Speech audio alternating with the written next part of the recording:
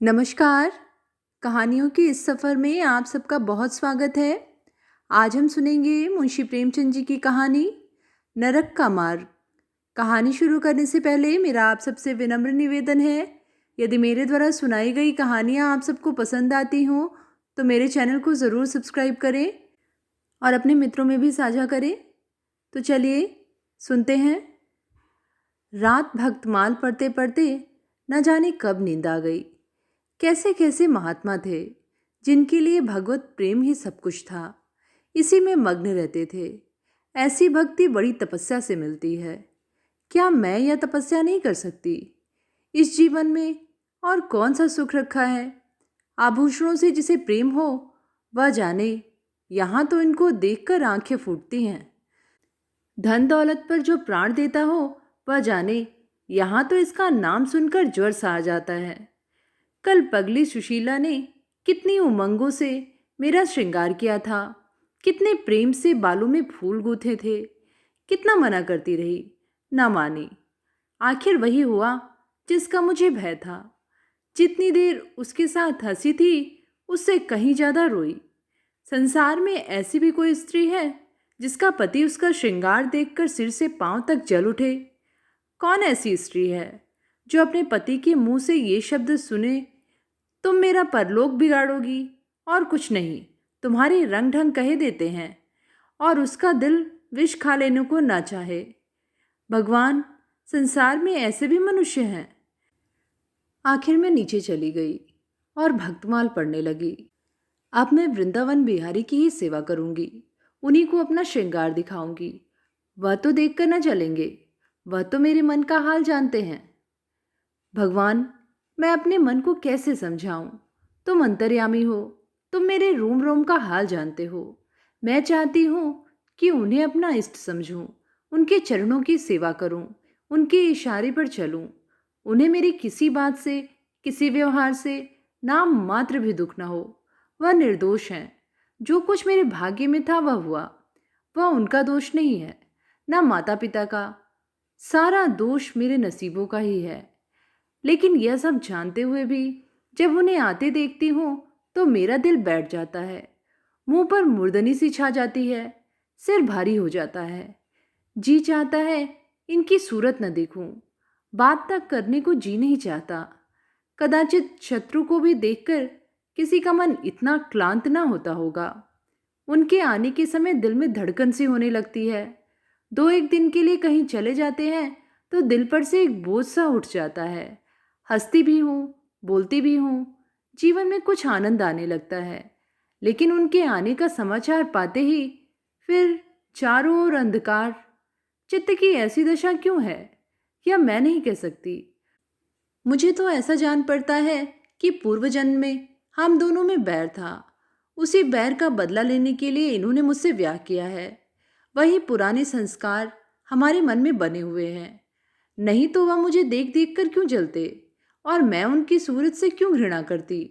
विवाह करने का तो यह मतलब नहीं हुआ करता। मैं अपने घर इससे कहीं सुखी थी। कदाचित मैं जीवन पर्यंत अपने घर आनंद से रह सकती थी। लेकिन इस लोक प्रथा का बुरा हो जो अभागिनी कन्याओं को किसी न किसी पुरुष के गले में बांध देना अनिवार्य समझती है। यह क्या जानता है कि कितनी युवतियां उसके नाम को रो रही हैं, कितनी अभिलाषाओं से लहराते हुए कोमल हृदय उसके पैरों तले रौंदे जा रहे हैं। युवती के लिए पति कैसी कैसी मधुर कल्पनाओं का स्रोत होता है। पुरुष में जो उत्तम है, श्रेष्ठ है, दर्शनीय है, उसकी सजीव मूर्ति इस शब्द के ध्यान में आते ही उसकी नजरों के सामने आकर खड़ी हो जाती है। लेकिन मेरे लिए यह शब्द क्या है? हृदय में उठने वाला शूल, कलेजे में खटकने वाला कांटा, आंखों में गड़ने वाली किरकिरी, अंतःकरण को बेधने वाला व्यंग्यवाण। सुशीला को हमेशा हंसते हुए देखती हूँ। वह कभी अपनी दरिद्रता का गिला नहीं करती। गहने नहीं हैं, कपड़े नहीं हैं, भाड़े के नन्हे से मकान में रहती है, अपने हाथों घर का सारा कामकाज करती है, फिर भी उसे रोते नहीं देखती। अगर अपने बस की बात होती तो आज अपने धन को उसकी दरिद्रता से बदल लेती। अपने पतिदेव को मुस्कुराते हुए घर में आते देखकर उसका सारा दुख दारिद्र्य छूमंतर हो जाता है, छाती गज भर की हो जाती है। उसके प्रेमालिंगन में वह सुख है जिस पर तीनों लोग का धन न्यौछावर कर दूं। आज मुझसे जब्त न हो सका। मैंने पूछा, तुमने मुझसे विवाह किस लिए किया था? यह प्रश्न महीनों से मेरे मन में उठता था, पर मन को रोकती चली जाती थी। आज प्याला छलक पड़ा। यह प्रश्न सुनकर कुछ बौखला से गए, बगले झांकने लगे, खीसे निकालकर बोले, घर संभालने के लिए, गृहस्थी का भार उठाने के लिए, और नहीं तो क्या, भोग विलास के लिए। घरनी के बिना यह आपको भूत का डेरा सा मालूम होता था। नौकर चाकर घर की संपत्ति उड़ाए देते थे। जो चीज जहां पड़ी रहती थी वहीं पड़ी रहती थी। उसको देखने के लिए कोई न था। तो अब मालूम हुआ कि मैं इस घर की चौकसी करने के लिए लाई गई हूं। मुझे इस घर की रक्षा करनी चाहिए और अपने को धन्य समझना चाहिए कि ये सारी संपत्ति मेरी है। मुख्य वस्तु संपत्ति है, मैं तो केवल चौकीदारनी हूं। ऐसे घर में आज ही आग लग जाए।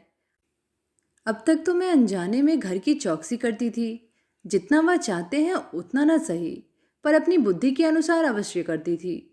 आज से किसी चीज को भूलकर भी छूने की कसम खाती हूँ। या मैं जानती हूँ कि कोई पुरुष घर की चौकसी के लिए विवाह नहीं करता, और इन महाशय ने चिढ़कर यह बात मुझसे कही। लेकिन सुशीला ठीक कहती है, इन्हें स्त्री के बिना घर सूना लगता होगा, उसी तरह जैसे पिंजरे में चिड़िया को न देखकर पिंजरा सूना लगता है।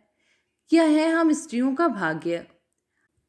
मालूम नहीं इन्हें मुझ पे इतना संदेह क्यों होता है। जब से नसीब इस घर में लाया है, इन्हें बराबर संदेहमूलक कटाक्ष करते देखती हूँ। क्या कारण है? जरा बाल गुथवाकर बैठी और या ओठ चबाने लगे। कहीं जाती नहीं, कहीं आती नहीं, किसी से बोलती नहीं, फिर भी इतना संदेह। यह अपमान असह्य है। क्या मुझे अपनी आबरू प्यारी नहीं?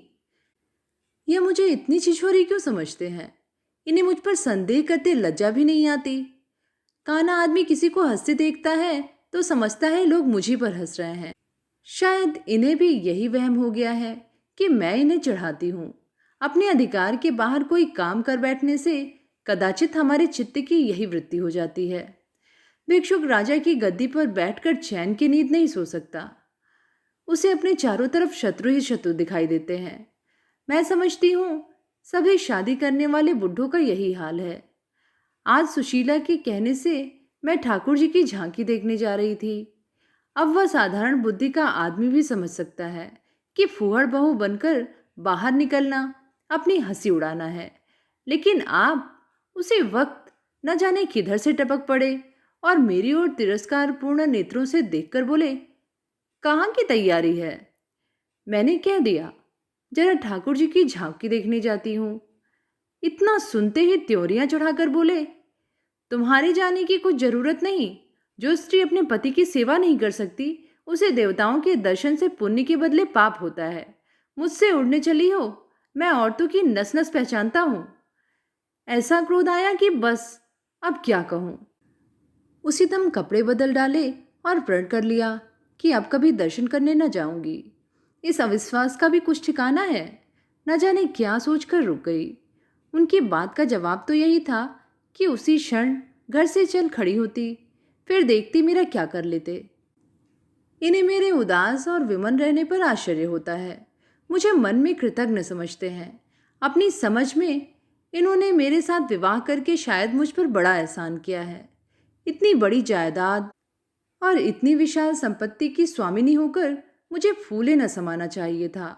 आठों पहर इनका यशोगान करते रहना चाहिए था। मैं यह सब कुछ न करके उल्टे और मुंह लटकाए रहती हूँ। कभी कभी मुझे बेचारे पर दया आती है। यह नहीं समझते कि नारी जीवन में कोई ऐसी वस्तु भी है जिसे खोकर उसकी आंखों में स्वर्ग भी नरक तुल्य हो जाता है। 3 दिन से बीमार है। डॉक्टर कहते हैं बचने की कोई आशा नहीं है, निमोनिया हो गया है। पर मुझे ना जाने क्यों इनका गम नहीं है। मैं इतनी वज्र हृदय कभी न थी। न जाने वह मेरी कोमलता कहाँ चली गई। किसी बीमार की सूरत देखकर मेरा हृदय करुणा से चंचल हो जाता था। मैं किसी का रोना नहीं सुन सकती थी। वही मैं हूँ कि आज 3 दिन से उन्हें अपने बगल के कमरे में पड़े कराहते सुनती हूँ और एक बार भी उन्हें देखने न जाती। आंख में आंसू आने का जिक्र ही क्या है। मुझे ऐसा मालूम होता है इनसे मेरा कोई नाता ही नहीं है। मुझे चाहे कोई पिशाचिनी कहे चाहे उल्टा, पर मुझे तो यह कहने में लेश मात्र भी संकोच नहीं है कि इनकी बीमारी से मुझे एक प्रकार की ईर्ष्या में आनंद हो रहा है। इन्होंने मुझे यहाँ कारावास दे रखा है। मैं इसे विवाह का पवित्र नाम नहीं देना चाहती। यह कारावास ही है। मैं इतनी उदार नहीं हूँ कि जिसने मुझे कैद में डाल रखा हो उसकी पूजा करूं, जो मुझे लात से मारे उसके पैरों को चूमूं। मुझे तो मालूम हो रहा है ईश्वर इन्हें इस पाप का दंड दे रहे हैं। मैं निसंकोच होकर कहती हूँ कि मेरा इनसे विवाह नहीं हुआ। स्त्री किसी के गले बांध दिए जाने से ही उसकी विवाहिता नहीं हो जाती। वही संयोग विवाह का पद पा सकता है जिसमें कम से कम एक बार तो हृदय प्रेम से पुलकित हो जाए। सुनती हूँ महाशय अपने कमरे में पड़े पड़े मुझे कोसा करते हैं, अपनी बीमारी का सारा बुखार मुझ पर निकालते हैं, लेकिन यहाँ इसकी परवाह नहीं। जिसका जी चाहे जायदाद ले, धन ले, मुझे इसकी ज़रूरत नहीं। आज 3 दिन हुए मैं विधवा हो गई। कम से कम लोग यही कहते हैं, जिसका जो जी चाहे कहे, पर मैं अपने को जो कुछ समझती हूँ वह समझती हूँ। मैंने चूड़ियाँ नहीं तोड़ी। क्यों तोड़ूं? मांग में सिंदूर पहले भी न डालती थी, अब भी नहीं डालती। बूढ़े बाबा का क्रियाकर्म उनके सुपुत्र ने किया। मैं पास न फटकी। घर में मुझ पर मनमानी आलोचनाएं होती हैं। कोई मेरे गुथे हुए बालों को देखकर नाक सिकुड़ता है, कोई मेरे आभूषणों पर आंख मटकाता है। यहाँ इसकी चिंता नहीं। इन्हें चिढ़ाने को मैं भी रंग बिरंगी साड़ियाँ पहनती हूँ और बनती संवरती हूँ। मुझे जरा भी दुख नहीं। मैं तो कैद से छूट गई। इधर कई दिन बाद सुशीला के घर गई। छोटा सा मकान है, कोई सजावट न सामान, चारपाइयाँ तक नहीं है, पर सुशीला कितने आनंद से रहती है। उसका उल्लास देखकर मेरे मन में भी भांति भांति की कल्पनाएं उठने लगती हैं। उन्हें कुत्सित क्यों कहूँ, जब मेरा मन उन्हें कुत्सित नहीं मानता। इनके जीवन में कितना उत्साह है। आंखें मुस्कुराती रहती हैं, होठों पर मधुर हास्य खेलता रहता है, बातों में प्रेम का स्रोत बहता हुआ जान पड़ता है। इस आनंद से चाहे वह कितना ही क्षणिक हो, जीवन सफल हो जाता है। फिर उसे कोई भूल नहीं सकता। उसकी स्मृति अंत तक के लिए काफी हो जाती है। इस मिजराव की चोट हृदय के तारों को अंतकाल तक मधुर स्वरों से कंपित रख सकती है। एक दिन मैंने सुशीला से कहा, अगर तेरे पतिदेव कहीं परदेश चले जाएं तो रोते रोते मर जाएगी। सुशीला गंभीर भाव से बोली, नहीं बहन, मरूंगी नहीं। उनकी याद सदैव प्रफुल्लित करती रहेगी, चाहे उन्हें परदेश में बरसों लग जाएं। मैं यही प्रेम चाहती हूँ। इसी चोट के लिए मेरा मन तड़पता रहता है। मैं भी ऐसी ही स्मृति चाहती हूँ, जिससे दिल की तार सदैव बजते रहें, जिसका नशा नित्य छाया रहे। रात रोते रोते हिचकियां बध गईं। न जाने क्यों दिल भर भर आता था। अपना जीवन सामने एक बीहड़ मैदान की भांति फैला हुआ मालूम होता था, जहां बगलों के सिवा हरियाली का नाम नहीं। घर फाड़े खाता था। चित्त ऐसा चंचल हो जाता था कि कहीं उड़ जाऊं। आजकल भक्ति के ग्रंथों की ओर ताकने को जी नहीं चाहता। कहीं सैर करने जाने की इच्छा नहीं होती। क्या चाहती हूँ यह मैं स्वयं नहीं जानती, लेकिन मैं जो नहीं जानती वह मेरा एक एक रोम जानता है। मैं अपनी भावनाओं की सजीव भूमि हूँ। मेरा एक एक अंग मेरी आंतरिक वेदना का आर्तनाद कर रहा है। मेरे चित्त की चंचलता उस अंतिम दशा को पहुंच गई है जब मनुष्य को निंदा की न लज्जा रहती है और न भय। जिन लोभी स्वार्थी माता पिता ने मुझे कुएं में ढकेला, जिस पाषाण हृदय प्राणी ने मेरी मांग में सिंदूर डालने का स्वांग किया, उसके प्रति मेरे मन में बार बार दुष्कामनाएं उठती हैं। मैं उन्हें लज्जित करना चाहती हूँ। मैं अपने मुंह में कालिक लगाकर उनके मुंह में कालिक लगाना चाहती हूँ। मैं अपने प्राण देकर उन्हें प्राण दंड दिलाना चाहती हूँ। मेरा नारित्व लुप्त हो गया है। मेरे हृदय में प्रचंड ज्वाला उठी हुई है। घर के सारे आदमी सो रहे थे। मैं चुपके से नीचे उतरी। द्वार खुला और घर से निकली, जैसे कोई प्राणी गर्मी से व्याकुल होकर घर से निकले और किसी खुली जगह की ओर दौड़े। उस मकान में मेरा दम घुट रहा था। सड़क पर सन्नाटा था। दुकानें बंद हो चुकी थीं। सहसा एक बुढ़िया आती हुई दिखाई दी। मैं डरी, कहीं चुड़ैल ना हो। बुढ़िया ने मेरे समीप आकर मुझे सिर से पांव तक देखा और बोली, किसकी राह देख रही हो? मैंने चिढ़कर कहा। मौत की। बुढ़िया, तुम्हारे नसीबों में तो अभी जिंदगी के बड़े बड़े सुख भोगने लिखे हैं। अंधेरी रात गुजर गई, आसमान पर सुबह की रोशनी आ रही है। मैंने हंसकर कहा, अंधेरे में भी तुम्हारी आंखें इतनी तेज हैं कि नसीबों की लिखावट पढ़ लेती हो। बुढ़िया, आंखों से नहीं पढ़ती बेटी, अक्ल से पढ़ती हूँ। धूप में चूड़े नहीं सफेद किए हैं। तुम्हारे बुरे दिन गए और अच्छे दिन आ रहे हैं। हंसो मत बेटी, यही काम करते इतनी उम्र गुजर गई है। इसी बुढ़िया की बदौलत जो नदी में कूदने जा रही थी, वे आज फूलों की सेज पर सो रही है। जो जहर का प्याला पीने को तैयार थी, वे आज दूध की कुल्लियाँ कर रही हैं। इसीलिए इतनी रात गए निकलती हूँ कि अपने हाथों किसी अभागिन का उद्धार हो सके तो करूँ। किसी से कुछ नहीं मांगती, भगवान का दिया सब कुछ घर में है।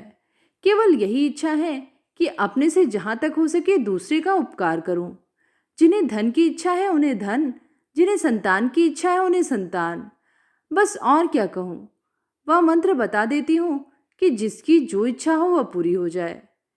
मैंने कहा, मुझे न धन चाहिए न संतान। मेरी मनोकामना तुम्हारे बस की बात नहीं। बुढ़िया हंसी। बेटी, जो तुम चाहती हो वह मैं जानती हूँ। तुम वह चीज चाहती हो जो संसार में होते हुए स्वर्ग की है, जो देवताओं के वरदान से भी ज्यादा आनंदप्रद है, जो आकाश कुसुम है, गूलर का फूल है और अमावस का चांद है। लेकिन मेरे मंत्र में वह शक्ति है जो भाग्य को भी संवार सकती है। तुम प्रेम की प्यासी हो। मैं तुम्हें उस नाव पर बैठा सकती हूँ जो प्रेम के सागर में प्रेम की तरंगों पर क्रीड़ा करती हुई तुम्हें पार उतार दे। मैंने उत्कंठित होकर पूछा, माता, तुम्हारा घर कहाँ है? बुढ़िया, बहुत नज़दीक है बेटी। तुम चलो तो मैं अपनी आंखों पर बैठा कर ले चलूं। मुझे ऐसा मालूम हुआ कि कोई आकाश की देवी है, उसके पीछे पीछे चल पड़ी। आह, वह बुढ़िया जिसे मैं आकाश की देवी समझती थी, नरक की डाइन निकली। मेरा सर्वनाश हो गया। मैं अमृत खोजती थी, विष मिला। निर्मल स्वच्छ प्रेम की प्यासी थी, गंदे विषाक्त नाले में गिर पड़ी। वह वस्तु न मिलनी थी, ना मिली। मैं सुशीला का सा सुख चाहती थी, उल्टा की विषय वासना नहीं। लेकिन जीवन पथ पर एक बार उल्टी राह चलकर फिर सीधे मार्ग पर आना कठिन है।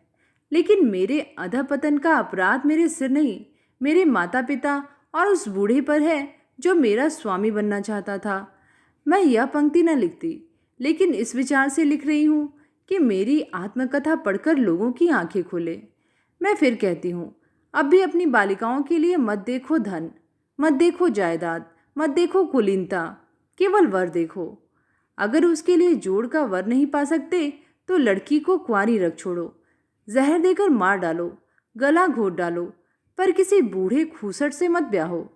स्त्री सब कुछ सह सकती है, दारुण से दारुण दुख, बड़े से बड़ा संकट। अगर नहीं सह सकती तो अपने यौवन काल की उमंगों का कुचला जाना। रही मैं, मेरे लिए अब इस जीवन में कोई आशा नहीं। इस अधम दशा को भी उस दशा से ना बदलूंगी जिससे निकल कर आई हूँ। तो ये थी कहानी नरक का मार्ग। कहानी आप सबको कैसी लगी नीचे कमेंट में लिख के ज़रूर बताइएगा। फिर मिलेंगे एक नई कहानी के साथ। धन्यवाद।